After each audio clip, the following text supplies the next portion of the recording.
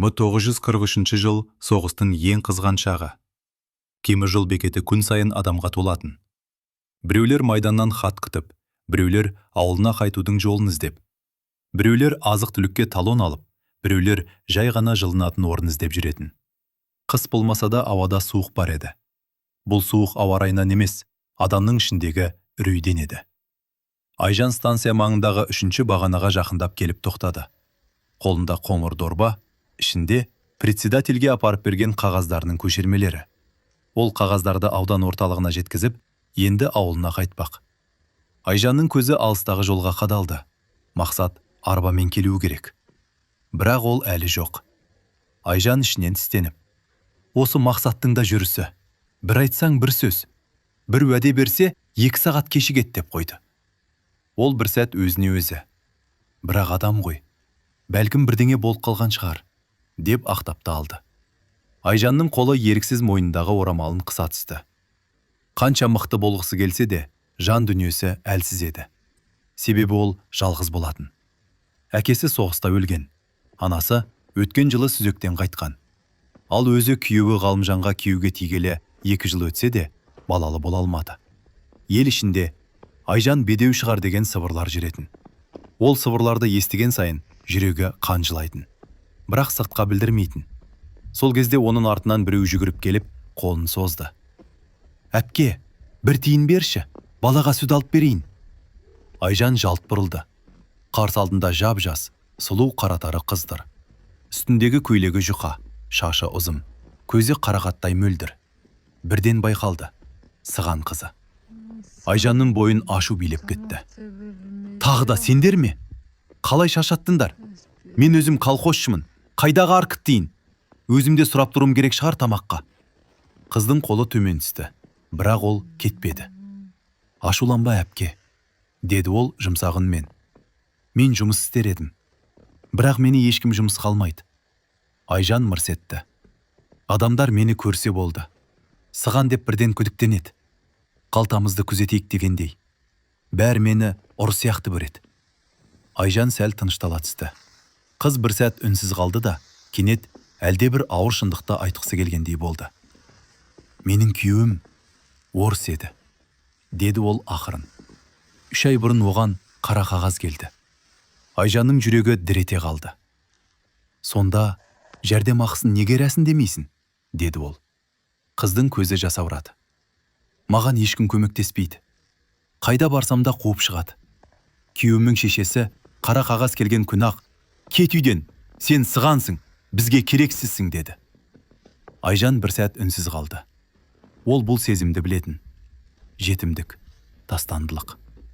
Айжан ашуын басып. «Болды, мен саған ақша бермеймін. Бірақ жұмыс істесем болады. Ауылға жер менімен. Қыс түседі, мұнда үсіп өлесің». Қыз аң-таң болды. «Сіз мені танымайсыз ғой», деді. Айжан өзіне өзі таң қалды. «Танымасам да адамсың ғой. Мен де жалғызбын. Сен де жалғызсың». Қыздың ерні дірілдеп. «Менің атым Лейла», деді. Айжан басын изеді. «Мен Айжан». Лейла кенет жымиып. «Айжан, сенің жүрегің жұмсақ екен. Бірақ өзің қатты сөйлейсің», деді. Айжан күрсініп, «Өйткені өмір қатты үйретті», деді. Лейла Айжанның қолына қарап, «Қолыңды берші», деді. Айжан секемденіп, «Не істейсің?» «Қорықпа, мен ұрламаймын. Кек алақаныңды көрейін». Айжан амалсыз қолын созды. Лейла алақанға қарап тұрып, кенет қабағын түйіп қалды. «Не болды?» деді Айжан. Лейла сыбырлап, «Бір түрлі, бәрі тым оғаш. Сенің жүрегіңде қара бұлт бар.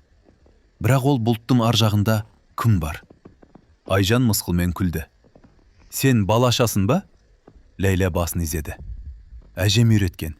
Ол кеудесінен ескі карталарды алып шықты. «Мынау менің әжемнің карталары. Тағдырды айтады». Айжан еріксіз. «Ал айтшы», деді.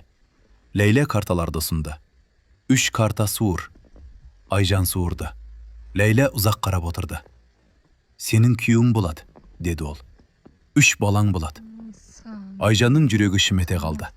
Бірақ ол күлген болып. Менің күйеуім бар. Аты Ғалымжан. Қазір майданда. Ал балам жоқ. Лейла карталарға қайта қарап. Күйеуімнің тағдыры ауыр, деді ол. Сен көз жасынды тыя алмайсың. Айжан ашуланып. Жетер, сен не деп тұрсың, деді. Лейла сабырмен. Мен көргенімді айтам. Бірақ кейін қуаныш келеді. Күн шығады. Айжан тісін қайрап. Сенің бала ашқаның үшін ешкім шашынан сүйрек қуған жоқ па? Лейла мақтанышпен. Менің айтқаным бәрінде дәл келеді, деді. Ол алыстағы ескі үйді нұсқап. Мен іздесен, ана үйдің жертөлесінде тұрам. Айжан күлді. Таборым қайда? Лейла мұңайып. Мен табордан қашып кеткенмін. 5 жыл бұрын. Күйеуім Василь деген жігіт еді. Мен оны сүйдім. Бақыт ұзақ болмайтынын сезсем де, бәрібір кетіп қалдым. Айжан біртүрлі аяп кетті. Сол кезде алыстан арбаның дыбысы естілді. «Әй, Айжан!»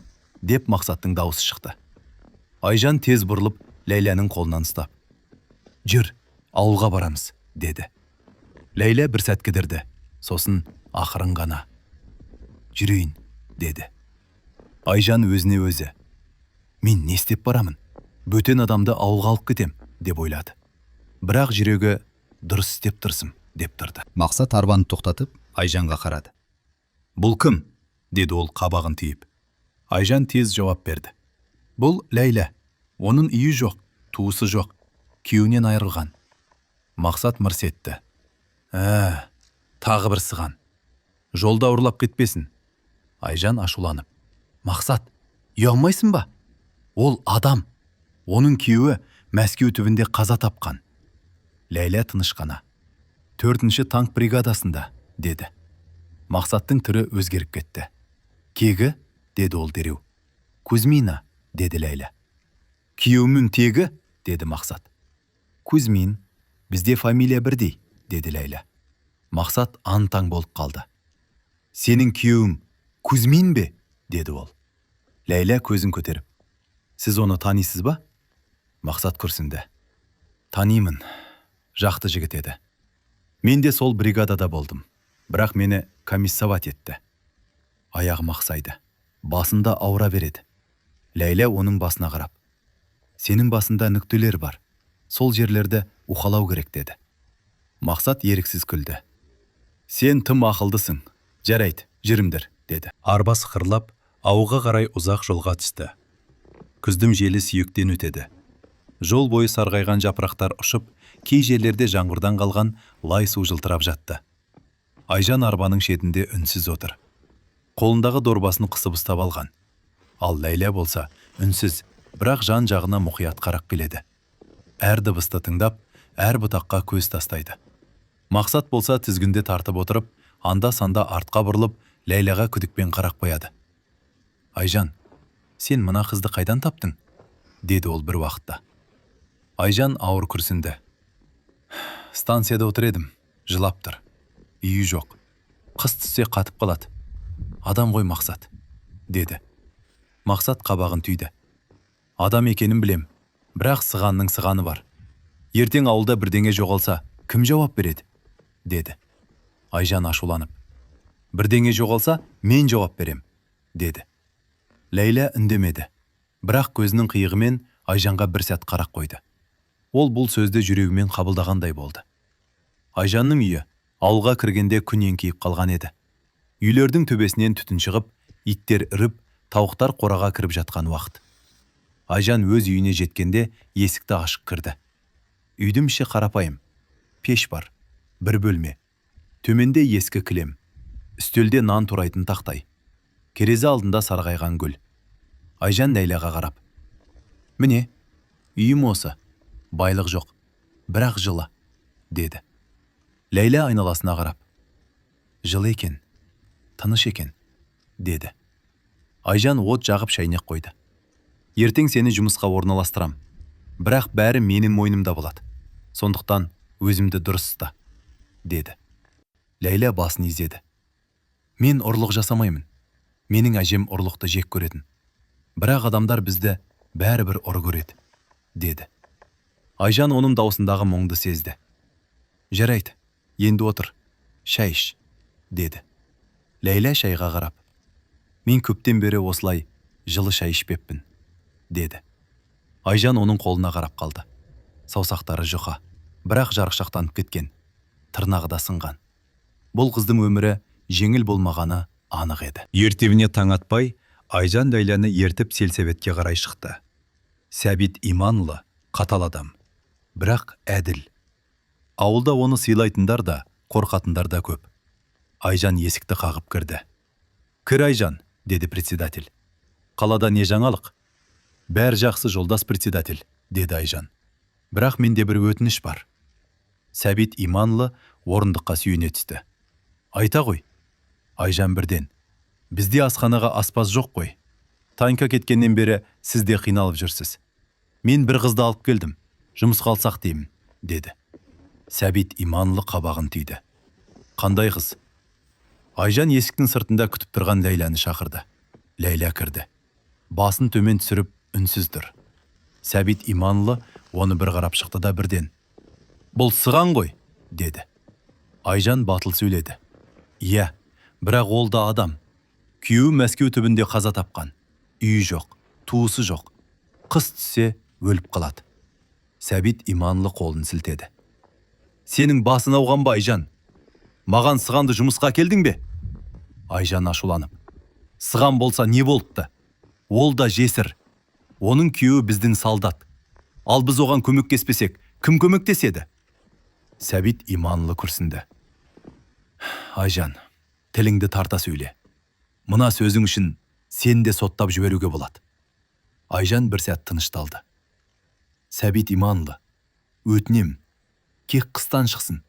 Егер дұрыс істемесе, өзім жіберем.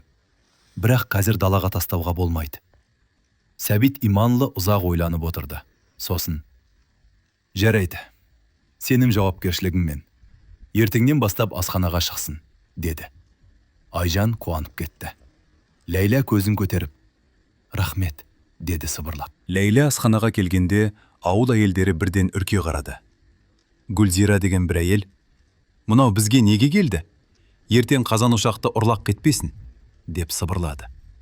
Зере: «Сығанға сенуге болмайды», деді.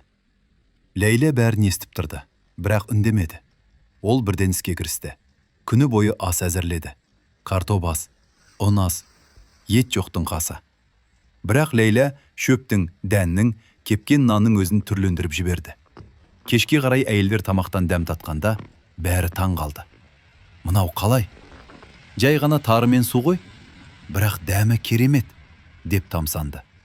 Гүлзира өзде байқамай: «Осы қыздан асханаға береке кірген сияқты», деді. Зере де мойындауға мәжбүр болды. «Дәмді екен», деді. Ләйлә күнде таңертең ерте тұрып, ауыл сыртындағы далаға кетіп қалатын. Кейде орманға, кейде өзен жағасына барады. Қайтып келгенде дорбасында түрлі шөп болады. Айжан бір күні сұрады: «Сен не істеп жүрсің күнде?» Ләйлә күлімсіреп: «Шөп жинайым. Шөп Алланың дәрісі. Адамдар дәрігер жоқта сонымен аман қалады», деді. Айжан таң қалды. «Сен бәрін білесің де?» «Әжем үйретті. Мен бала кезден әжемнің жанында жүрдім. Ол емшеді, бірақ адамдар оны да сыған деп жек көретін», деді Ләйлә. Айжан үнсіз қалды. Осы қыздың өмірі расында ауыр екен. Бір күні кешке ауылға пошташы келді. Айжан есікті ашып еді. Пошташы әйел оның қолына бір қағаз ұстатты. Айжан қағазды көрген бойда жүрегі тоқтап қалғандай болды. Бұл қара қағаз еді. Ғалымжанның аты жазылған. Айжанның қолы қалтырап кетті. «Жоқ, жоқ, болмайды», деді ол. Ол есік алдында отырып қалды. Дүние көз алдына қараңғыланып кетті. Айжан жылап жіберді. Өксікпен жылап, демі тарылып, тұншыға бастады. Сол кезде Ләйлә жүгіріп келді. «Айжан», деді ол. Айжан қағазды көрсетті. Ләйлә бір сәт үнсіз қалды. Сосын Айжанды құшақтап: «Жыла, жыла, ішіңді босат», деді. Айжан Ләйләнің иығына басын қойып, өксіп жылады. Ләйлә пешке от жағып, шөптен тұнба қайнатты. Айжанның қолын астатты. «Іш, бұл жүрегімді тыныштандырады», деді. Айжан ішті. Сәлден соң тынысы басылды. Ол көз жасын сүртіп, «Сен сол күні көрдің бе? Станцияда», деді. Ләйлә басын изеді. «Көрдім, бірақ айтқым келмеді. Себебі сен ол кезде бәрібір сенбейтін едің», деді. Айжан ауыр күрсінді. «Мен оны сүймедім», деді ол кенет. Бірақ ол жақсы адам еді. Ауылда еркек аз. Әйтеуір біреуге тұрмысқа шығу керек болды. Ал енді мен жалғыз қалдым. Ләйлә оның қолын ұстап, «Тағдырдан қашып құтылмайсың. Бірақ тағдыр тек қайғы емес. Тағдыр кейде бақытқа апаратын жол», деді. Айжан көз жасын сүртіп, «Сен өз тағдырыңды көрдің бе?» деді. Ләйлә басын изеді. «Көрдім. Сонда да күйеуіме тидім бе?» «Тидім. Себебі сүйдім. Мен оның өлетінін де білдім. Бірақ бәрібір сүйдім. Өйткені бақыт кейде қысқа болады. Бірақ сол қысқа бақыттың өзі адамға өмір бойы күш береді», деді. Айжан оның сөзін тыңдап отырып ішінен, «Бұл қыздың жүрегі қандай мықты», деп ойлады. Дәл сол кезде есік қағылды. Айжан шошып кетті.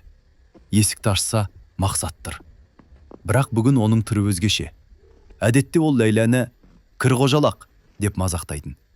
Бүгін олай демеді. Ол шаршаған, өңі сырланып кеткен. «Айжан», деді ол, «менің басым қатты ауырып тұр. Шыдауға болмайды». Айжан бірден, «Фельдшерге бардың ба?» Мақсат тісін қайрап, «Олмас, ештеңе істей алмайды». Мақсат Ләйләға қарады. «Сен шөптен тұнба жасайсың дейді. Рас па?» деді. Ләйлә қабағын түйді. «Рас. Маған да жасап берші. Басым ауырып, өзімді іліп жібергім келіп тұр», деді. Айжан антаң. Мақсат ешқашан бұлай жұмсарған емес. Ләйлә үнсіз су қойды. Сосын Мақсатқа жақындап, «Жағаңды ағыт, өғінді босат, тыныш отыр», деді. Мақсат тыңдады. Ләйлә оның басын уалап, бірдеңелерді сыбырлап оқи бастады. Мақсаттың жүзі біртіндеп өзгерді. Ауырсынуы басылып келе жатқандай. Сәлден соң Ләйлә оған тынба беріп, «Іш», деді. Мақсат ішті. Кенет оның көзі үлкейіп, «Мынау расымен жеңілдетті», деді. Ол Ләйләға қарап, «Сен қалай істедің?» деді. Ләйлә қысқа жауап берді. «Әжем үйреткен». Мақсат еріксіз күлді. «Сен көдесница екенсің», деді. Ләйлә көзін сығырайтып, «Ал енді мені тағы да кір қожалақ десең, тілімді құрғатам», деді. Мақсат күліп жіберді. Бірақ ол енді Ләйләға басқаша қарады. Оның жүрегінде бір нәрсе қозғалды. Бұрын тек күдік болған. Енді қызығушылық пайда болды. Ал қызығушылықтың артында сезім тұратын. Мақсат кеткен соң Айжан Ләйләға қарап, «Ол саған ғашық болып қалатын сияқты», деді. Ләйлә бұрылып қарады. «Ол маған ғашық болмайды. Ол өзі де қорқады. Сығанды сүйсе, жұрт күледі. Ал ол жұрттан қатты қорқады», деді. Айжан ауыр күрсінді. «Бақытқа да батылдық керек екен», деді. Ләйлә терезеге қарап, «Батылдық керек. Бірақ кейде адам батылдықты кеш табады», деді. Күздің соңғы айлары ауылға ауыр дейді. Егін жиналды. Адамдардың қолы тілім-тілім болды. Қанша еңбек етсе де, қоймада көп нәрсе жоқ. Соғыс бәрін жұтып жатты. Ең қиыны ауылға күнде бір қара қағаз келетін. Әр хат келген сайын бір үйдің шамы сөнетін. Айжанның да үйіндегі шам сөнген. Ғалымжанның өлімнен кейін Айжан күнде бір нәрседен айырылып жүргендей еді. Күліп жүрсе де, ішкі жан дүниесі жылап тұратын. Ал Ләйлә сол үйге келгеннен бері Айжанның тіршілігі сәл болса да реттелді. Ол үйді жинап, пешті жағып, тамақ істеп, шөп қайнатып, Айжанға үнсіз сүю болды. Бір сөзбен айтқанда, ол Айжанға құрбы емес, туыс сияқты болып біткен. Бір күні ауылдың іші у-шу болды. Ер адамдар сыртқа шығып, әйелдер терезеден қарап, балалар жүгіріп жүр. Айжан да далаға шықты. Ауылдың шет жағынан бір арба көрінді. Арба үстінде шинель киген бір жігіт отыр. Жұрт, «Арман келді, Арман оралды», деп шулады. Айжанның жүрегі біртүрлі шым етті. Арман. Бала кезден жауы сияқты еді. Олар бір мектепте оқыды. Арман үнемі Айжанға тиісіп жүретін. Айжан да қарап қалмайтын. Екеуі бір-біріне қасқырдай ырылдайтын. Арман ауылға жақындағанда жұрт оны ортаға алып сұрақтың астын алды. Қалай жараландың? Қайдан келдің? Неге қайта жібермеді? Арман қысқа жауап берді. Жеңіл жарақат. Комиссиядан өттім. Аяғым сырқырайды. Болды. Ол ешкіммен көп сөйлескісі келмеді. Айжан оның түріне қарап қалды. Арман бұрынғыдан өзгерген. Көзінде бұрынғыдай еркелігі жоқ. Жүзінде қаттылық бар. Ал ең бастысы жалғыздық бар. Ләйлә Айжанның жанында тұрып, ол да жаралы екен. Тек денесі емес, жүрегі де жаралы, деді сыбырлап. Айжан бұрылып, сен қайдан білесің? Деді. Ләйлә жай ғана, көзінен көріп тұрмын, деді. Кешке Айжан Ләйлямен шай ішіп отырғанда, сырттан көршілердің әңгімесі естілді. Арманның әйелі Ләззат қалаға қашып кеткен ғой. Қызын тастап кеткен дейді. Нәзира деген қызы бар екен. Арман соғысқа кеткенде қыз 1 жаста болған. Енді 4-ке келіпті. Айжан күрсінді.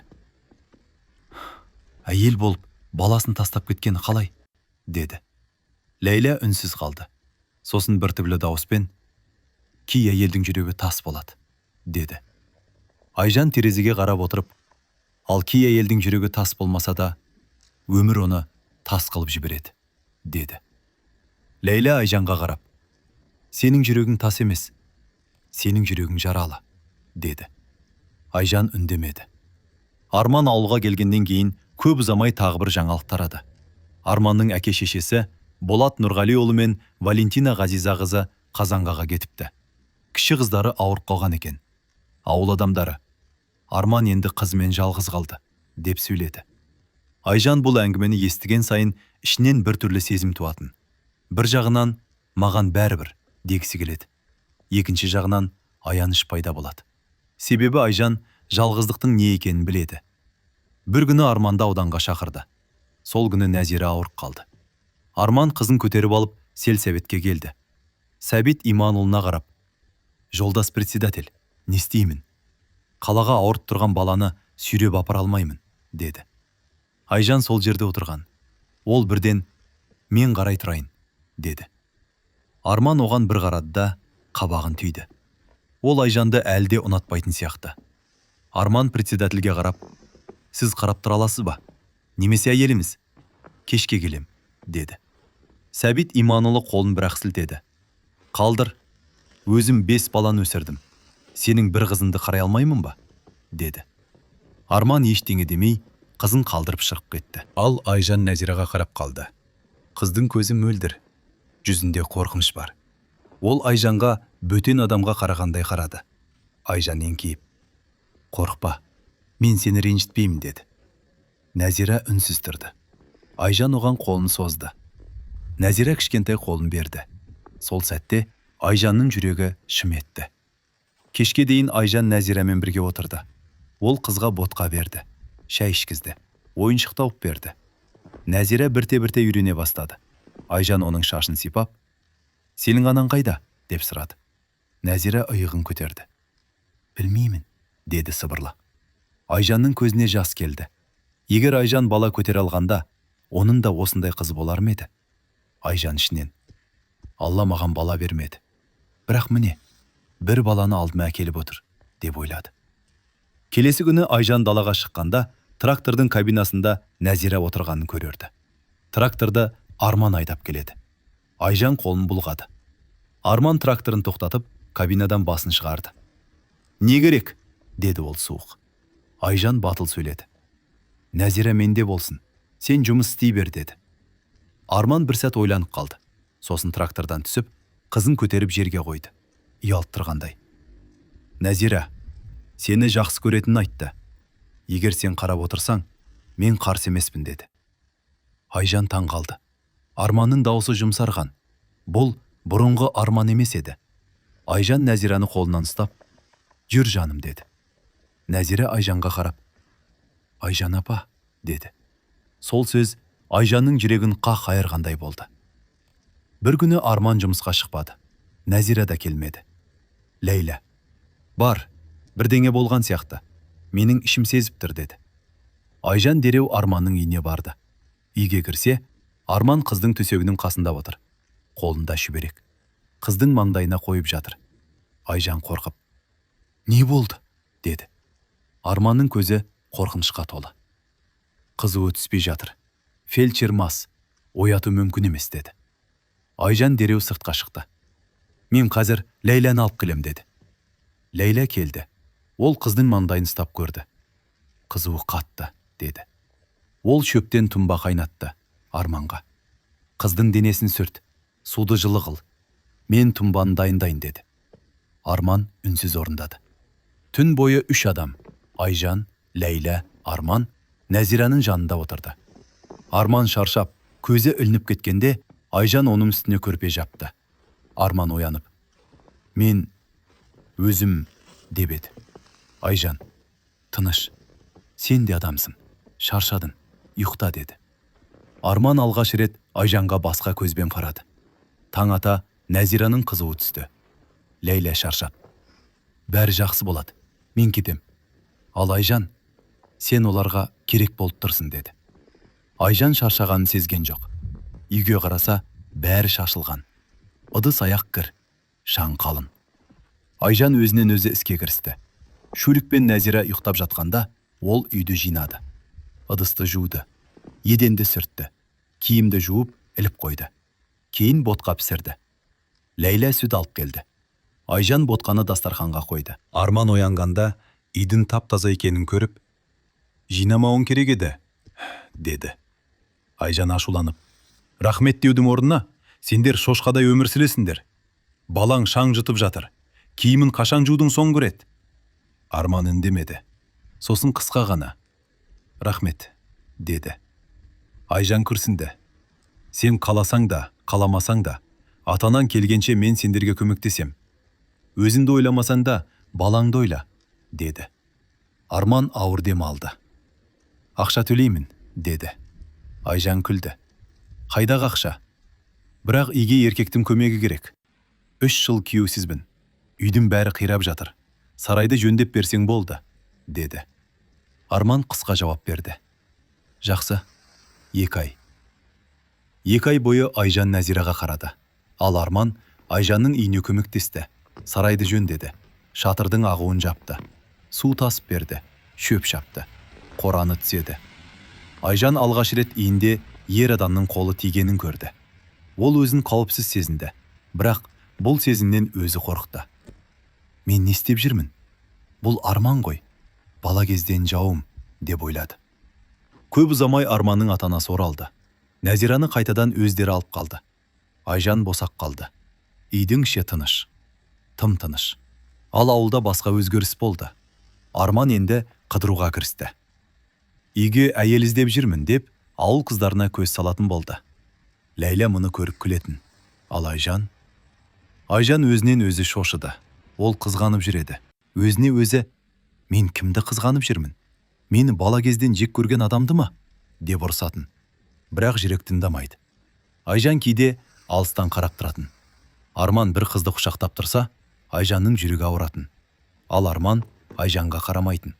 Тіпті байқамайтын сияқты. Айжанның ішкі әлемі қайтадан қирай бастады. Бір күні кешке Ләйлә Айжанға қарап, «Айжан, сенің тағдырың қайта бұрылып жатыр» деді. Айжан тіксініп, «Не деп тұрсың?» Ләйлә терезеге қарап, «Сен жалғыз қалмайсың, бірақ сен өзіңе де сенбей жүрсің» деді. Айжан ауыр күрсінді. «Мен енді ешкімге сенбеймін» деді. Ләйлә жымиып, «Сонда да жүрегің сенеді» деді. Қыс түсіп, алдың тіршілігі ауырлай түсті. Жел үдейді. Қар қалыңдайды. Түн ұзарады. Әр үйдің пеші түтіндеп, әр шаңырақта бір мұң бар. Соғыс жылдары жай ғана жоқшылық емес. Соғыс адамның жүрегінде, ойында қажытатын. Айжанның үйінде де қыс тыныш өтпеді. Ләйлә бар. Бірақ Ләйлә ауылға бөтен. Оның әр қадамын жұрт бақылап жүр. Бір күні асханада әйелдер бір-біріне сыбырлап сөйлесті. Гүлзира, Айжан өзі жесір, ал үйінде сыған қыстырып жатыр. Ол не дегені? Деді. Зере, Айжанның өзі де қызық. Күйеуі өлген соң бірден сыған әкеліп алды. Бір бәлеге ұрынбаса болды, деді. Тағы бір әйел. Ол сыған қыз балашат дейді. Жын шайтанмен сөйлесет дейді, деді. Гүлзира күлді. Солай ма? Онда бізге де айтып берсін. Қай күні соғыс бітеді екен, деді. Бірақ күлкілерінің ішінде күдік бар еді. Себебі соғыс кезінде адамдардың жүрегі қатып қалады. Жоқшылықта жұрт бір-біріне жау болып кетеді. Ләйлә бұл сөздерді естіді, бірақ ол үн қатпады. Ол тек қазанның қасында тұрып, тамақты жайлап араластырды. Айжан кешке үйге келгенде Ләйлә пештің жанында отыр екен. Айжан шаршап. Бүгін де өсек айтқан шығар, деді. Ләйлә күлімсіреп. Өсек жел сияқты. Бүгін соғады, ертең басылады, деді. Айжан ішінен ауыр көсінді. Сен мықтысың, Ләйлә, деді. Ләйлә көзін төмен түсірді. Мен мықты емеспін. Мен тек жылауға шаршадым, деді. Мақсат Ләйләға жиі келетін болды. Басында шынымен басы ауыратын. Кейін басы ауырмаса да келетін болды. Айжан оны бірден түсінді, бірақ айтпады. Себебі Айжан да бір кезде сүйіспеншілікті аңсаған. Енді ол Ләйләға бақыт тілейтін. Бір күні Мақсат үйге келді. Айжан, шай бар ма? Деді. Айжан бірден сезді. Бүгін оның басы ауырмайды. Бар, бірақ сен басым үшін келдің бе? Әлде Ләйлә үшін бе? Деді ол күліп. Мақсат бір сәт қызарып кетті. Сен не деп тұрсың? Деді. Айжан күлді. Сен бұрын оны кір қожалақ дейтін едің, ал қазір Ләйлә деп нәзік айтасың, деді. Мақсат қабағын түйді. Әй, қойшы, деді. Бірақ оның көзі Ләйләні іздеп тұрды. Ләйлә Мақсатты сезетін. Ол да оның жанында өзін қауіпсіз сезетін. Бірақ қорқатын. Себебі ол сыған. Ал Мақсат ауылдың жігіті. Егер Мақсат оны сүйсе, ауыл күледі. Ауыл қорлайды. Ауыл оны қайтадан бөтен деп, ит сияқты қуып шығуы мүмкін. Бір күні Ләйлә Айжанға. Айжан, мен бұл ауылда ұзақ қала алмаймын, деді. Айжан шошып. Неге? Деді. Ләйлә терезеге қарап. Себебі мені ешқашан өз адамы деп қабылдамайды. Мен қанша тамақ істесем де, қанша көмектессем де, бәрібір мен сыған болып қала беремін, деді. Айжан оның қолын ұста. Ләйлә, сен бұл ауылға береке әкелдің. Адамдар уақыт өте сені қабылдайды, деді. Ләйлә басын шайқады. Жоқ, олар қабылдамайды. Кек үйренеді, деді. Нәзира күнде Айжанның үйіне келіп жүрді. Арманның ата-анасы оралса да, Нәзира Айжаннан кеткісі келмейтін. Бір күні Нәзира Айжанның қолынан ұстап. Айжан апа, мен сізді жақсы көрем, деді. Айжанның жүрегі шым етті. Мен де сені жақсы көрем, жаным, деді ол. Нәзира кенет. Сіз менің анам болсаңызшы, деді. Айжанның көзіне жас келді. Ол өзін ұстай алмай. Жаным, сенің анаң бар ғой, деді. Нәзира басын шайқады. Ол жоқ. Ол бізді ұмытты, деді. Айжан оны құшақтап алды. Арман бұрынғыдай емес еді. Ол Айжанға бұрынғыдай суық қарай алмайтын болды. Себебі Айжан оның қызына шын ана сияқты қарап жүр. Бір күні Арман Айжанның үйіне келіп сыртта тұрып қалды. Айжан есікті ашқанда, ол бір сәт үндемей тұрды. Не болды? Деді Айжан. Арман ауыр дем алды. Мен саған рахмет айтуға келдім, деді. Айжан таң қалды. Сен рахмет айтуды да білесің бе? Деді ол ащы әзілмен. Арман қабағын түйді. Айжан, мен бұрын сенің жауың болдым. Бірақ қазір мен басқа адаммын, деді. Айжан үнсіз қалды. Арман сөзін жалғастырды. Соғыс адамның ішін өзгертеді. Мен майданда көп нәрсе көрдім. Ал ауылға келгенде мен өзімді бөтен сезіндім. Әйелім жоқ. Ата-анам кетті. Қызым мені танымайды. Менің ешкімім жоқ сияқты болды, деді. Айжан алғаш рет Арманның әлсіздігін көрді. Ол бір сәт жұмсарды. Сенің қызым бар. Ол сенің өмірің, деді Айжан. Арман басын изеді. Бірақ ол сенің жаныңда ғана күледі, деді. Айжан үнсіз қалды. Бір күні кешке Айжан үйге келе жатқанда, Ауылдың екі әйелі оны тоқтатты. Айжан, сен дұрыс істеп жүрсің бе өзі? Деді бірі. Айжан қабағын түйді. Не істеп жүрмін? Екінші әйел. Арманның қызына қарап жүрсің. Ал Арман ауылдың қыздарымен қыдырып жүр. Сен өзіңді неге қор қыласың, деді. Айжан ашуланы. Мен өзімді қор қылып жүрген жоқпын. Мен балаға көмектесіп жүрмін, деді. Бірінші әйел. Балаға көмектесіп жүрсем жақсы. Бірақ ертең жұрт Айжан Арманның үйіне кіріп жүр деп айтады. Сенің атыңды бұлғайды, деді. Айжанның жүрегі ауырды. Ол үйге келіп Ләйләға. Ауыл адамдары жаман сөз айта бастады, деді. Ләйлә күрсінді. Айжан, ауылдың тілі Ол адамды өлтірмейді, бірақ жанын өлтіреді, деді. Айжан көз жасын сүртіп, мен шаршадым, деді.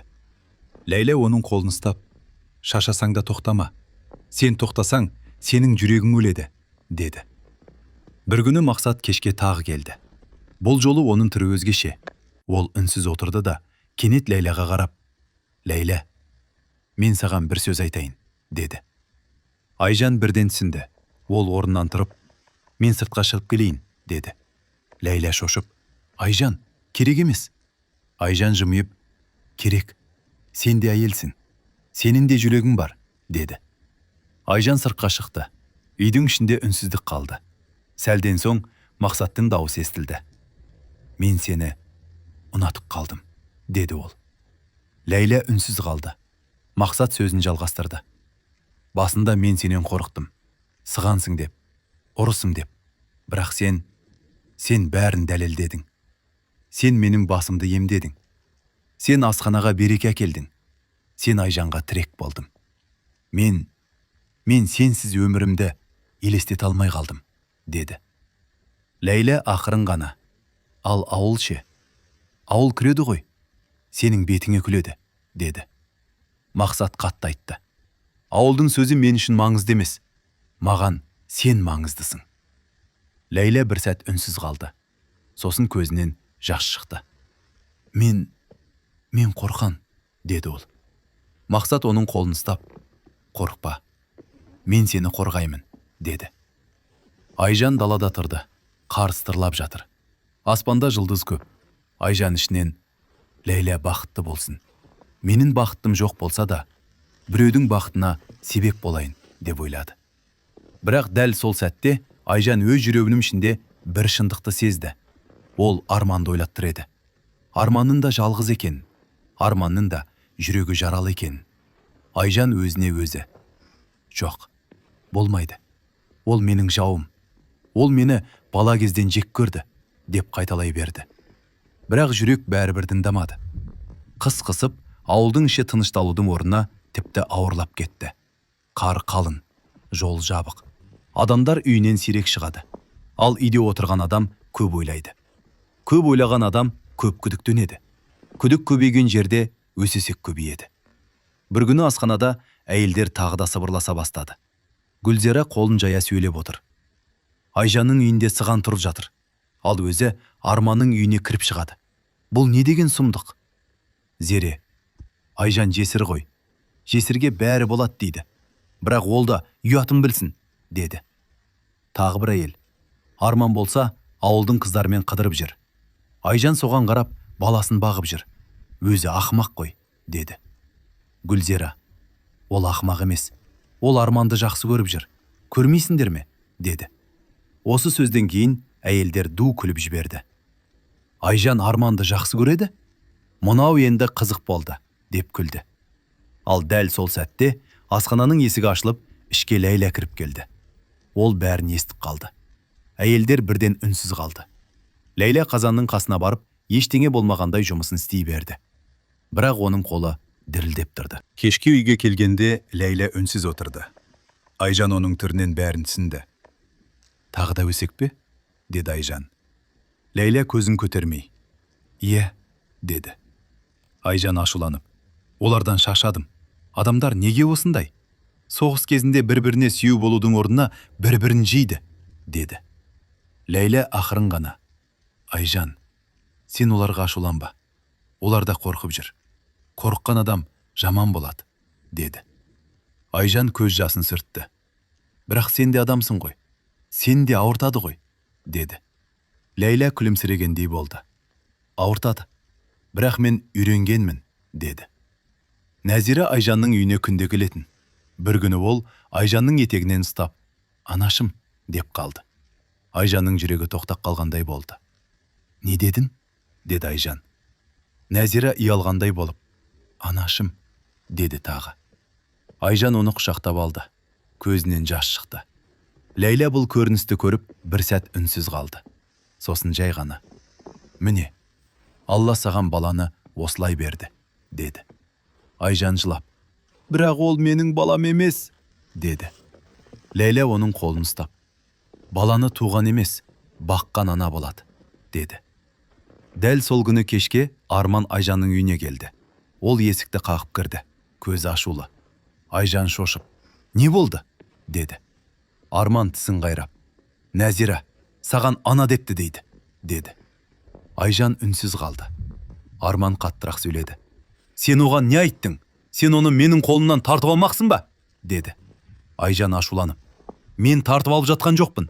Мен оған қарап жүрмін. Сенің өзің қарамайсың», деді. Арманның көзі жалт етті. «Мен қарамаймын дейсің бе? Мен майданнан келдім. Менің генем жаралы. Менің басында мың ой. Мен де адаммын», деді. Айжан бір сәт үнсіз қалды. Сосын, «Мен де адаммын, Арман. Мен де күйеуімді жоғалттым. Мен де жалғыз қалдым. Бірақ мен біреуге көмектесуден қашқан жоқпын», деді. Арман бір сәт үнсіз қалды. Ол Айжанға қарады. Бірінші рет оның көзіндегі мұңды көрді. Келесі күні ауылда үлкен жанжал шықты. Нәзира Айжанның үйінен шығып келе жатып, көрші әйелдердің сөзін естіп қалды. «Айжан сенің әкеңе тиіп алады», деді бір әйел күліп. Нәзира қорқып жүгіріп барып Арманға айтты. Арман ашуға булығып, сол әйелдерге барды. «Кім айтты?» деп айқайлады. Әйелдер шошып қалды. Гүлзира, «Біз не дедік? Біз шындықты айттық қой», деді. Арман ашуланып, «Сендер ауыздарыңды жап. Айжан адал адам. Ол сендерден 1000 есе таза», деді. Әйелдер аң-таң. Зере, «Ой, Арман, сен неге Айжанды қорғап қалдың? Сен өзі Айжанға ғашықсың ба?» деді мазақтап. Арманның беті қызарып кетті. Ол қолын көтеріп, «Тағы бір сөз айтсаң, аузыңды бұзам», деді. Жұрт жиналып қалды. Сәбит Иманұлы да келді. «Не болып жатыр?» деді ол. Арман ашулы. «Бұлар өсек таратып жүр. Біреудің абыройын төгіп жүр», деді. Сәбит Иманұлы қатты сөйледі. «Жетер! Соғыс кезінде ауыздарында тыйындар. Бір-біріңді жеме. Ертең майданнан тағы қара қағаз келеді. Сонда кімге күлесіңдер?» деді. Жұрт үнсіз қалды. Сол кеште Арман Айжанның үйіне тағы келді. Бұл жолы ол ашулы емес еді. Ол үнсіз отырды. Айжан да үнсіз отырды. Пештің оты сытырлап, бөлме жылы. Ләйлә сыртқа шығып кеткен. Екеуі ғана қалды. Арман ауыр дем алды. «Айжан», деді ол, «мен сенен кешірім сұрайын». Айжан таң қалды. «Сен кешірім сұрайсың ба?» деді. Арман көзін төмен түсірді. «Иә, мен бала кезден сені жек көрдім. Бірақ неге жек көргенімді өзімде білмеймін», деді. Айжан күлді. «Мен де білмеймін», деді. Арман сөзін жалғастырды. «Мен сені жақсы көріп жүрдім. Бірақ оны өзіме мойындаудан қорықтым». Айжанның жүрегі тоқтап қалғандай болды. «Арман, мектепте сен әдемі едің, ақылды едің. Бәрі сені жақсы көретін. Ал мен сенің қасында өзімді әлсіз сезінетінмін. Сондықтан саған тиісіп, өзімді күшті көрсеткім келді», деді. Айжанның көзі жасаурады. «Арман, сен Ғалымжанға тұрмысқа шыққанда, мен ішімнен күйіп кеттім. Сені жек көріп кеттім. Өйткені сен менікі болуың керек еді», деді. Айжан тынысын әрең алып, «Арман, сен не айтып отырсың?» деді. «Арман, мен өзімді ақымақ сезіндім. Сенің бақытыңды көре алмадым. Сондықтан ләззатқа үйлендім. Саған қасақана. Кейін түсіндім, өз өмірімді өзім құрттым», деді. Айжан үнсіз жылады. Арман сөзін жалғастырды. Майданда мен көп нәрсені түсіндім. Адам бір күнде өліп кетуі мүмкін. Ал мен өмір бойы үндемей жүре беріппін. Айжан оның көзіне қарады. Арманның көзінде жас бар еді. Мен сенің жесір қалғанын естігенде тағы да қорықтым. Жалғыз еркекпін, қызым бар. Сен мені қабылдамайсың деп ойладым. Сондықтан мен өзімді жаман ұстадым. Қыздармен қыдырдым. Сені көрмегендей болдым.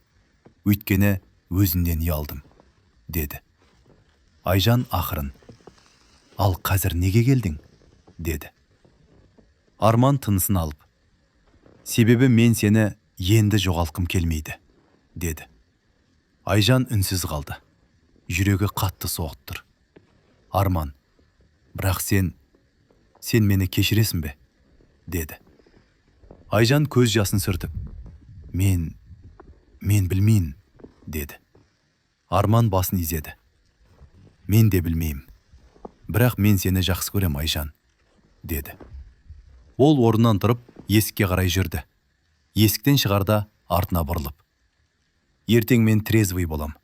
Сонда мен бұлай айтуға батылым жетпейді. Сондықтан бүгін айттым, деді. Айжан үнсіз қалды. Арман шығып кетті. Айжан ұзақ отырып қалды. Лейла үйге кіргенде Айжанның түрін көріп бәрін түсінді. Ол айтты ма? деді Лейла. Айжан басын изеді. Лейла терең күрсінді. Айжан, сенің тағдырың енді басталады, деді. Айжан көз жасын сүртіп: мен қорқан, деді. Лейла жымиып: бақыттан да қорқуға болады, деді. Қыс өтіп көктем жақындай бастады. Қар әлі қалың болғанымен күн ұзара түсті. Таң ертерек атады, кеш сәл кеш батады. Ауыл адамдары көктемді күтіп жүрді. Себебі көктем тек жыл мезгілі емес. Көктем үміт. Ал үміт соғыста ең керек нәрсе. Арман сол түннен кейін Айжанның үйіне көп келмеді. Келсе де есіктің алдында ғана тұрып: Нәзира қалай? деп сұрайды да кетіп қалатын. Айжан да оны шақырмайтын. Екеуі де бір-бірінен қорқып жүргендей. Айжан ішінен: ол мені жақсы көреді, деді. Бірақ ол сөзге сенуге бола ма? деп ойлайтын. Арман ішінен: Айжан мені қабылдай ма? Мен оның өмірін бұзбаймын ба? деп ойлайтын. Ал Нәзира болса екеуін де түсінбейтін. Ол тек Айжанның жанына жүгіріп келіп: Айжан апа, деп құшақтайтын. Айжан оны бауырына басып: жаным, деп сүйетін. Күндердің күнінде Нәзира Айжанның үйінде түнек қалды. Арман жұмыстан кеш қайтты. Атанасы да бір жаққа кеткен. Нәзира ұйықтап жатып түсінде: анашым, деп Айжанның қолын қысып жатты. Айжан оның жанында отырып көз жасын тия алмады. Өйткені ол бұл сөзді өмірінде естимін деп ойламаған. Ол бала көтере алмады. Ол өзін әйел емес сияқты сезінетін. Ал енді бір кішкентай қыз оны ана деп жатыр. Айжан ішінен: Алла, менің тағдырымды осылай жаздың ба? деп сыбырлады. Арман да өзгеріп келе жатты. Ол бұрынғыдай қыдырмайтын болды. Ауыл қыздарына қарамайтын болды. Ол жұмысқа барып кешке үйіне келеді. Бір жағынан шаршаған, екінші жағынан ойлы. Өйткені оның жүрегі де тыныш емес. Ол Айжанның сөзін ұмыта алмайды. Айжанның көзіндегі мұңды ұмыта алмайды. Айжанның Нәзираға қалай қарағанын ұмыта алмайды. Ол алғаш рет: менің қызымның анасы болуға лайық әйел бар екен. Ал ол әйел менің көз алдында жүр, деп ойлады. Бірақ ауылдың тілі тоқтамады. Адамдар соғыстан шаршаған сайын бір-біріне тиісіп ішкі ашуын шығаратын. Бір күні Айжан далада су алып келе жатқанда екі әйел қайтадан сөз бастады. Айжан, сен Арманның үйіне көп кіріп жүрсің, деді бірі. Айжан қабағын тиді. Мен балаға қараймын, деді. Екінші әйел мырс етті. Балаға қарайсың. Бірақ Арман саған үйленіп алса, қан қалмаймыз, деді. Айжан ашуланып: сендерден шаршадым. Жүректерім жоқ па? Соғыс кезінде бір-біріңді жеуді қашан қоясыңдар, деді. Әйелдер күліп қалды. Айжан ашуланып қалды. Демек, шындық бар, деді. Айжан су шелегін көтеріп кетіп қалды. Оның қолы дірілдеп тұрды. Кешке Айжан үйге келгенде Ләйлә оның түрінен бәрін білді. «Тағы да өсек пе?» деді. Айжан басын изеді. Ләйлә күрсінді. «Айжан, сенің жүрегің енді бос емес. Сондықтан олар сөз табады», деді.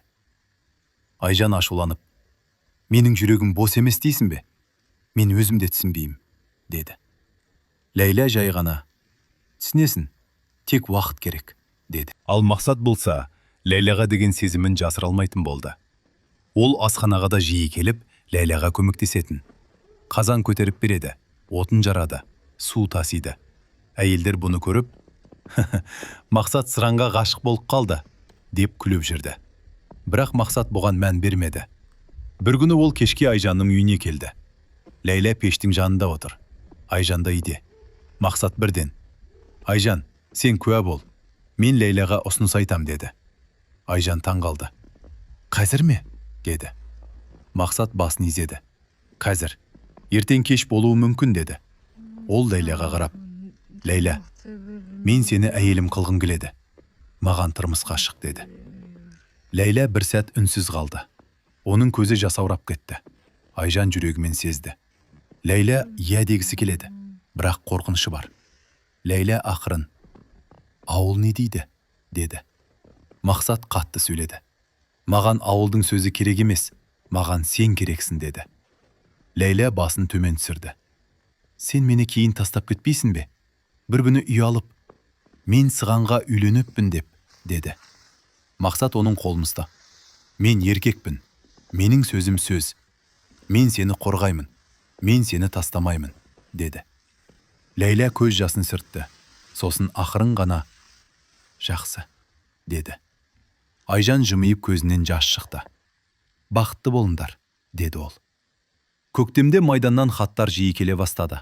Адамдар бір-біріне, «Немістер шебініп жатыр», дейді. «Жеңіс жақын», дейді. «Соғыс бітетін шығар», деп сыбырлай бастады. Ауылдың ішіне алғаш рет бір жылулық кіргендей болды. Сәбит Иманұлда бір жиналыста, «Біз шыдаймыз, жеңіс алыс емес», деді. Адамдар қол шапалақтады. Бірақ бәрі бірдей қуана алмады. Себебі әр үйдің ішінде бір қаралы орын бар. Бір күні кешке Арман Айжанның үйіне келді. Бұл жолы ол бұрынғыдай есік алдына тұрмай ішке кірді. Нәзира жүгіріп келіп, «Әке!» деп құшақтады. Арман қызын көтеріп маңдайынан сүйді. Айжан бұл көрініске қарап тұрды.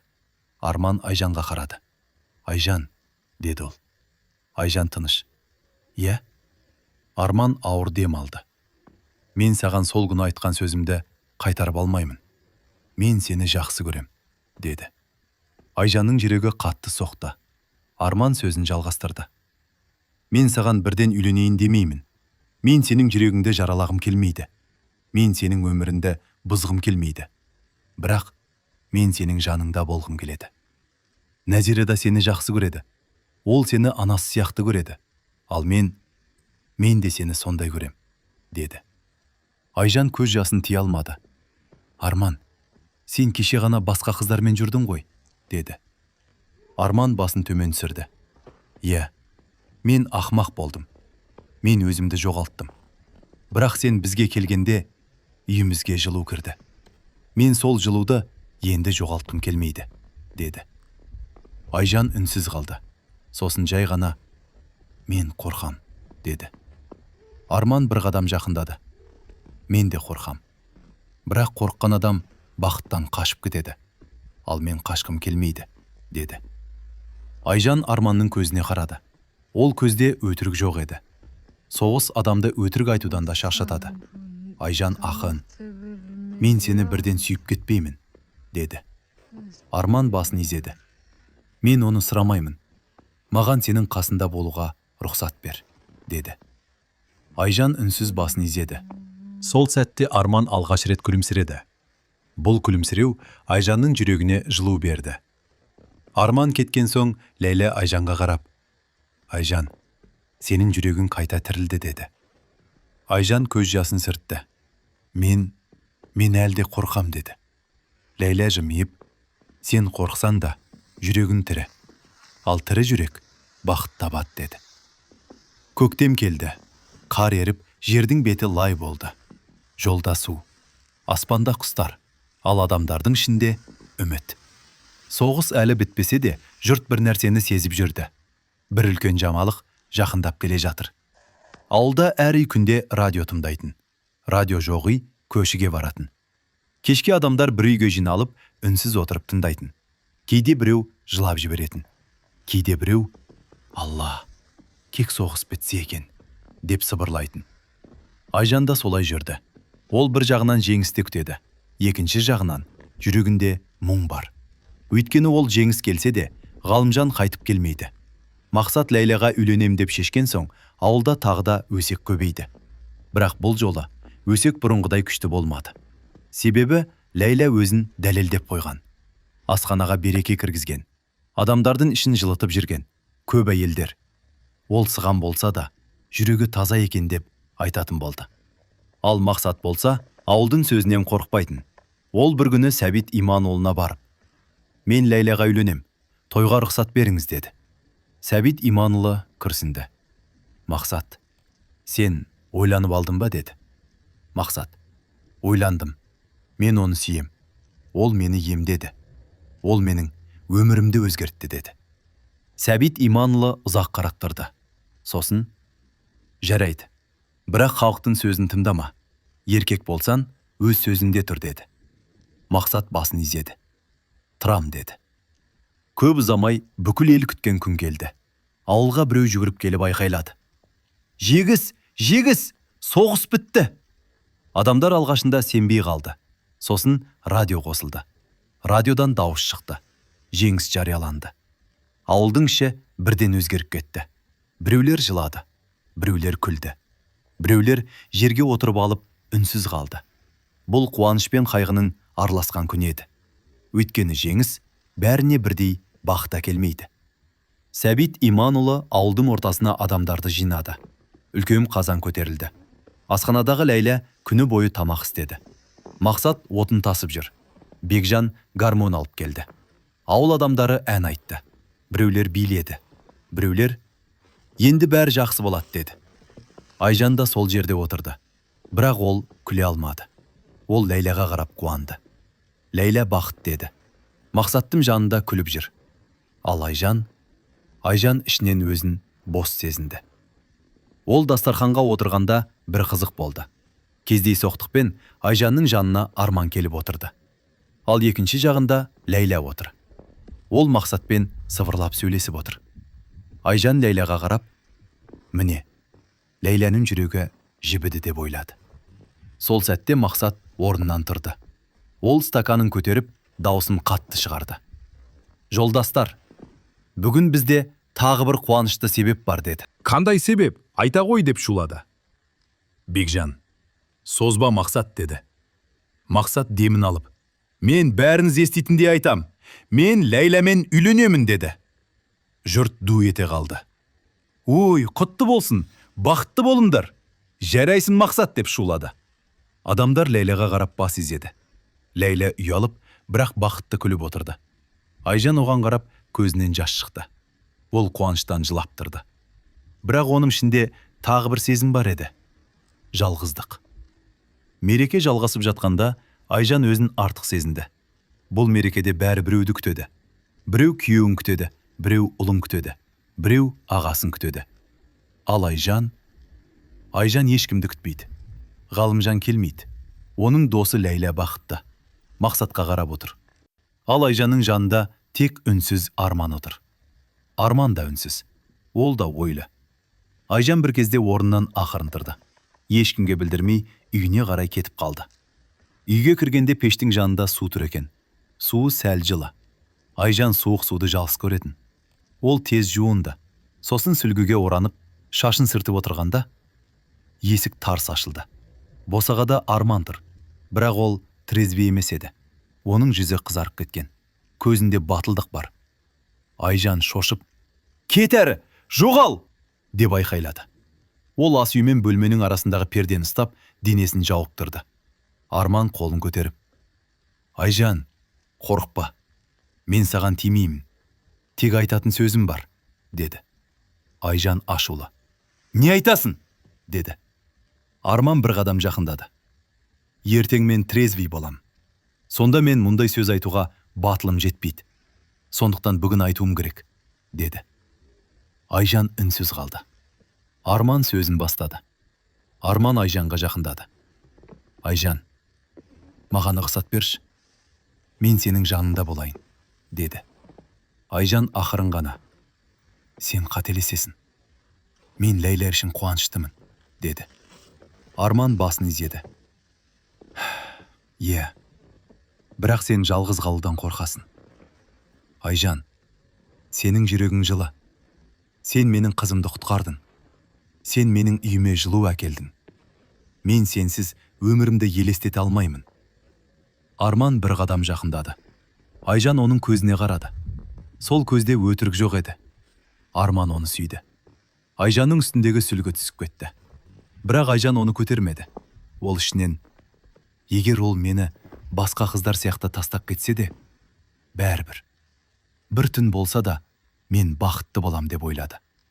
Бірақ оның қорқынышы орындалмады. Түн өтті. Айжан ұйықтай алмады. Жүрегі бірде жылып, бірде қорқып, бірде қиналып, бірде үміттеніп соғып жатты. Ал Арман да ұйықтамады. Ол таң атқанша Айжанның жанында үнсіз жатты. Екеуі де сөз айтпады. Себебі кейде сөздің керегі жоқ. Кейде адамның жүрегі бәрін айтып қояды. Таң атты. Күн сәулесі терезеден сығалап кірді. Айжан орнынан тұрып пешке от жақты. Қолдары дірілдеп тұр. Арман үнсіз қарап отыр. Сосын ол кенет орнынан тұрып Айжанның қасына келді. Айжан, деді ол. Айжан бұрылды. Арманның көзі трезви еді. Бүгін ол мас емес. Бірақ бүгін ол бұрынғыдан да батыл еді. Мен кеше айтқан сөзімді қайтарып алмаймын, деді ол. Мен сені жақсы көрем. Айжан үнсіз қалды. Арман жалғастырды. Мен саған бүгін ұсыныс жасайым. Мен сенен қашпайым. Мен сенен қорықпайым. Айжан, маған тұрмыс қашық. Айжанның көзіне жас келді. Ол бір сәт ойланып тұрды. Сосын жай ғана, «Иә», деді. Арман бір сәт үнсіз қалды. Сосын оны құшақтап, «Рахмет», деді. Арман сол күні Нәзираны алып келді. Нәзира Айжанды көрген бойда жүгіріп келіп, «Анашым», деп құшақтады. Айжан жылап жіберді. Арман қызын көтеріп, «Енді бұл сөзді сен күнде айтасың, қызым», деді. Нәзира күлді. «Онда менің анам бар ғой», деді. Айжан оны бауырына қысып, «Бар жаным, бар», деді. Ауылда үлкен әңгіме тарады. Арман Айжанға үйленеді екен. Айжан жесіреді ғой. Қарашы, тағдыр деген қызық екен. Мақсат Ләйләға үйленеді дейді. Екі той бір күнде болады екен. Ауыл адамдары таң қалды. Бірақ бұл жолы өсек бұрынғыдай уу емес еді. Бұл жолы өсек таң қалу еді. Себебі ауылда өзгерген. Соғыс ауылды да шаршатқан. Енді адамдар бақытты көрсе қызғанбайтын болды. Сәбит Иманұлы екеуіне де рұқсат берді. Соғыс бітті. Енді өмір басталады. Той қылыңдар, деді. Той күні ауылдың іші мереке болды. Екі үйде де қазан көтерілді. Бір үйде Айжанның тойы. Екінші үйде Ләйләнің тойы. Ауыл адамдары екі жаққа да барып құттықтап жүрді. Бекжан гармон тартып ән салды. Әйелдер дастархан жайды. Балалар қуанып жүгірді. Ләйлә ақ көйлек киіп, шашын өріп, жүзі жарқырап тұрды. Ол Айжанға жақындап келіп, «Айжан, есіңде ме? Мен саған станцияда не деген едім?» деді. Айжан күліп, «Күйеуімнің аты А әрпінен басталады дедім», деді. Ләйлә көзін қысып, «Енді қара», деді. Айжан сыбырлап, «Арман», деді. Ләйлә күлді. «Тағдыр қашып құтылмайтын нәрсе», деді. Айжан бір сәт ойланып, «Бірақ мен бақытты болам ба?» деді. Ләйлә оның иығына қолын қойып, «Боласың. Сен бақытты болуға лайықсың», деді. Уақыт өтті. Айжан Арманның жары болды. Нәзира Айжанға ана деп үйреніп кетті. Ал Нәзираның туған анасы Ләззат бірде-бір рет келмеді. Арман бір күні естіп келді. Ләззат қайта тұрмысқа шығып, Мәскеуге көшіп кетіпті, деді. Айжан күрсінді. Ол қызын ұмытқан екен, деді. Арман үнсіз қалды. Айжан оның қолын ұстап, Уайымдама, Нәзира жетім болмайды. Мен бармын, деді. Арманның көзі жасаурап кетті. 5 жыл ішінде Айжан 2 ұл босанды. 2 ұл да Арманға қатты ұқсап өсті. Ал Нәзира оларды бауырына басып, менің інілерім деп қуанып жүрді. Айжан енді өзін толық әйел сезінді. Өйткені ол тек әйел емес, ана болды. Ләйлә мен Мақсатта бақытты болды. Ләйлә Мақсатқа 4 бала туып берді. 3 ұл, 1 қыз. Мақсат Ләйләні қолына көтеріп жүрді. Күлетін. Мен өзіме әйел емес, от алдым. Мына әйелмен ойнауға болмайды дейтін. Бірақ ол сөзді әзілмен айтатын. Өйткені Мақсат Ләйләні қатты сүйетін. Ал Ләйлә болса, мен сені емдедім ғой. Енді сен менің адамымсың, деп күлетін. Айжан мен Ләйлә өмір бойы дос болып өтті. Олар бірге күлді, бірге жылады. Бірге балалар өсірді, бірге қиындықты жеңді. Уақыт өте олар ауылдың ең сыйлы 2 әйеліне айналды. Ауыл адамдары енді Ләйләні Сыған деп емес, Ләйлә келін деп атайтын болды. Бірақ өмір тек қуаныштан тұрмайды. Соғыстың салдары бәрібір қайтып келді. Арман 52 жасында өмірден өтті. Оның жүрегі соғыстан кейін әлсіз болған. Ал Мақсат одан да ерте. 48 жасында қайтыс болды. Оның бас ауруы жарақаты, соғыстың ауырлығы денесін жеп қойған еді. Айжан да Ләйлә да қайтадан жесір қалды. Бірақ бұл жолы олар жалғыз емес еді. Олардың балалары бар еді, немерелері бар еді. Той күні ауылдың іші мереке болды. 2 үйде де қазан көтерілді. Бір үйде Айжанның тойы, екінші үйде Ләйләнің тойы. Ауыл адамдары 2 жаққа да барып құттықтап жүрді. Бекжан гармон тартып ән салды. Әйелдер дастархан жайды. Балалар қуанып жүгірді. Ләйлә ақ көйлек киіп, шашын өріп, жүзі жарқырап тұрды. Ол Айжанға жақындап келіп, «Айжан, есіңде ме? Мен саған станцияда не деген едім?» деді. Айжан күліп, «Күйеуімнің аты А әрпінен басталады дедің», деді. Ләйлә көзін қысып, «Енді қара», деді. Айжан сыбырлап, «Арман», деді. Ләйлә күлді. «Тағдыр қашып құтылмайтын нәрсе», деді. Айжан бір сәт ойланып, «Бірақ мен бақытты болам ба?» деді. Ләйлә оның иығына қолын қойып, «Боласың. Сен бақытты болуға лайықсың», деді. Уақыт өтті. Айжан Арманның жары болды. Нәзира Айжанға ана деп үйреніп кетті. Ал Нәзираның туған анасы Ләззат бірде-бір рет келмеді. Арман бір күні естіп келді. Ләззат қайта тұрмысқа шығып, Мәскеуге көшіп кетіпті, деді. Айжан күрсінді. Ол қызын ұмытқан екен, деді. Арман үнсіз қалды. Айжан оның қолын ұстап, «Уайымдама, Нәзира жетім болмайды. Мен бармын», деді. Арманның көзі жасаурап кетті. 5 жыл ішінде Айжан 2 ұл босанды. 2 ұл да Арманға қатты ұқсап өсті. Ал Нәзира оларды бауырына басып, менің інілерім деп қуанып жүрді. Айжан енді өзін толық әйел сезінді. Өйткені ол тек әйел емес, ана болды. Ләйлә мен Мақсатта бақытты болды. Ләйлә Мақсатқа 4 бала туып берді. 3 ұл, 1 қыз. Мақсат Ләйләні қолына көтеріп жүрді. Күлетін. «Мен өзіме әйел емес, от алдым. Мына әйелмен ойнауға болмайды» дейтін. Бірақ ол сөзді әзілмен айтатын. Өйткені Мақсат Ләйләні қатты сүйетін. Ал Ләйлә болса, «Мен сені емдедім ғой. Енді сен менің адамымсың», деп күлетін. Айжан мен Ләйлә өмір бойы дос болып өтті. Олар бірге күлді, бірге жылады. Бірге балалар өсірді, бірге қиындықты жеңді.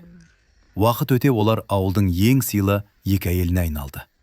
Ауыл адамдары енді Ләйләні Сыған деп емес, Ләйлә келін деп атайтын болды. Бірақ өмір тек қуаныштан тұрмайды. Соғыстың салдары бәрібір қайтып келді. Арман 52 жасында өмірден өтті. Оның жүрегі соғыстан кейін әлсіз болған. Ал Мақсат одан да ерте. 48 жасында қайтыс болды. Оның бас ауруы жарақаты, соғыстың ауырлығы денесін жеп қойған еді. Айжан да Ләйлә да қайтадан жесір қалды. Бірақ бұл жолы олар жалғыз емес еді. Олардың балалары бар еді, немерелері бар еді.